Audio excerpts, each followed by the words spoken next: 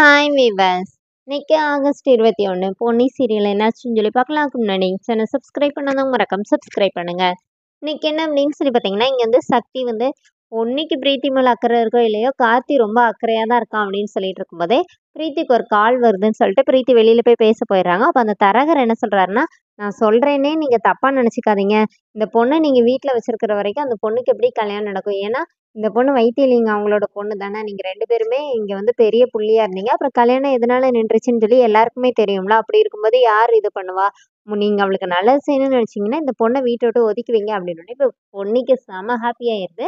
இப்ப அவங்க கிளம்பிடுறாங்க. அவங்க போன பிறகு ம் ஜெயாவும், சக்தியோட அப்பாவும் இத பத்தி பேசுறாங்க. இந்த மாரி நம்ம இத பத்தி யோசிக்கவே இல்லையே.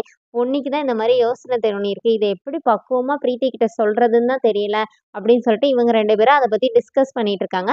இங்க என்ன ஆகுதுன்னா, பிரீத்தி அவங்க அம்மா, அப்பாவுக்கு ஃபோன் பண்ணி, பொன்னிக்கு இந்த மாரி என் மேல டவுட் வந்துருச்சு. என்ன எப்படியும் வீட்ட விட்டு அனுப்புவேன்னு சொல்லிட்டு இருக்கான்னோனே, இப்போ அவங்க அம்மா, அப்பா என்ன சொல்றாங்கன்னா, அவ கிட்ட தான் இந்த மாரி நேர்ல பார்த்த எந்த ஆதாரமும் இல்லலாம்மா. அதனால நீ கவலைப்படாத. அதெல்லாம் அவ அவ்வளோ ஈஸியா சொல்ல மாட்டா அப்படின்னோனே, இப்ப பிரீத்தி நடந்தத யோசிச்சு பார்க்குறாங்க. இத எப்படி அம்மா, அப்பா கிட்ட சொல்ல முடியும் அப்படின்னு யோசிச்சுட்டு, இல்லப்பா நான் வந்து இந்த மாரி சக்தி கிட்ட பழகுறத வச்சு அவ கண்டுபிடிச்சுட்டா அப்படின்னு சொல்லும்போது, இல்லம்மா அவனா அவ்வளோ தைரியமாலாம் எதுவும் செய்ய மாட்டா. அப்படின்னா அவன் கல்யாணத்த நிப்பாட்டினத நம்ம வந்து எப்படி நிப்பாட்டினான்னு சொல்லிர்லான்னோனே, நம்ம பிரீத்தி இல்ல இப்ப அத பத்தி பேச வேணாம் அப்படின்னு சொல்லிர்றாங்க. சரின்னோனே, என்ன நடந்தாலும் நீ அந்த வீட்ட விட்டு மட்டும் வந்துராதன்னு அவங்க அம்மா, அப்பா சொல்லும்போது, கண்டிப்பா வரமாட்டேன் அப்படிங்கிறாங்க பிரீத்தி. இங்க என்ன ஆகுதுன்னா, சக்தியும் பொன்னியும் இத பத்தி பேசுறாங்க. அப்ப சக்தி வந்து எப்படி இவ கிட்ட இத புரிய வைக்கிறதுன்னே தெரியல.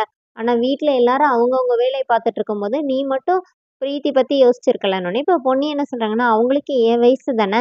தரகர் இந்த மாரி கேட்கும்போது தான் எனக்கே தோணுச்சு அப்படிங்கிற மாரி சொல்லிட்டு இருக்காங்க. இப்ப பொன்னி என்ன சொல்றாங்கன்னா, நீங்க தான் பிரீத்தி கிட்ட தரகர் சொன்ன எல்லாத்தையும் பக்குவமா எடுத்து சொல்லி, அவங்கள கொஞ்ச நாளைக்கு வேற எங்கேயாவது தங்க சொல்லணும். அப்பதானே அவங்களுக்கு கல்யாணம் நடக்கும். ஏன்னா, அவங்க இங்க இருந்தா பிரச்சனைன்னு சொல்லியிருக்காங்கல்ல. நாங்க யாரும் சொல்ல முடியாது. உங்களோட ஃப்ரெண்ட் தானே.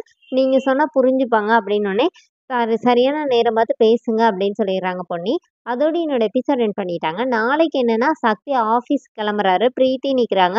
அப்போ பொன்னி என்ன சொல்றாங்கன்னா, "ஏன் நீங்க 2 பேரும் கண்டிப்பா அந்த மீட்டிங் அட்டெண்ட் பண்ணணுமான்னு?" சொல்லும்போது, சக்தி என்ன சொல்றாங்கன்னா, "அப்படின்னா இல்ல. நான் இல்லாட்டியும் பிரீத்தி மேனேஜ் பண்ணிக்குவான்னோனே, அப்புறம் என்னங்க பிரீத்தி போட்டும் நீங்க என்ன மார்க்கெட் கூட்டிட்டு போங்கன்னோனே, இல்ல அவ எப்படி போவான்னு தான் யோசிக்கிறேன்னோனே, ஒரு ஆட்டோ புடிச்சு போய்க்குவாங்க பிரீத்தி. வாங்க நம்ம போலாம் அப்படின்னு சொல்றாங்க. அதோட என்னோட எபிசோட் எண்ட் பண்ணியிருக்காங்க. Thank you.